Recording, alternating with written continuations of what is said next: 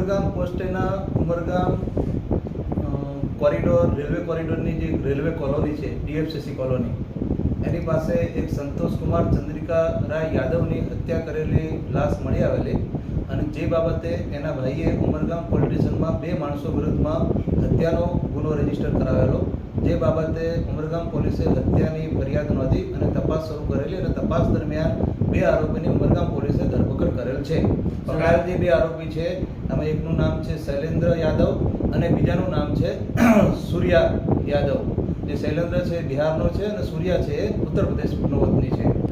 બનાવના આગલા દિવસે આ મરણ જનાર અને બંને આરોપીઓ એમ 3 જણા વલસાડ મુકામેથી લેબર કોન્ટ્રાક્ટર દ્વારા રેલવેનું કામ કરવા માટે ઉમરગામ આવેલા અને રાત્રે આ જે રેલવે કોલોની બની રહી છે એના મકાનમાં રોકાયેલા હતા.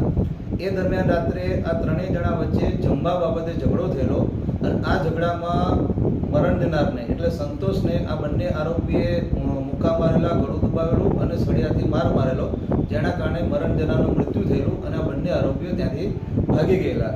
આ બાબતની જાણ સવારના ત્યાં હાજર અન્ય લેબર કોન્ટ્રાક્ટરને થતાં તેણે પોલીસને જાણ કરેલી. પોલીસ સ્થળ ઉપર પહોંચી ગયેલી અને સ્થળ ઉપર મરણ જનારના ભાઈને બોલાવી અને એની ફરિયાદ પોલીસે રજીસ્ટર કરેલી હતી.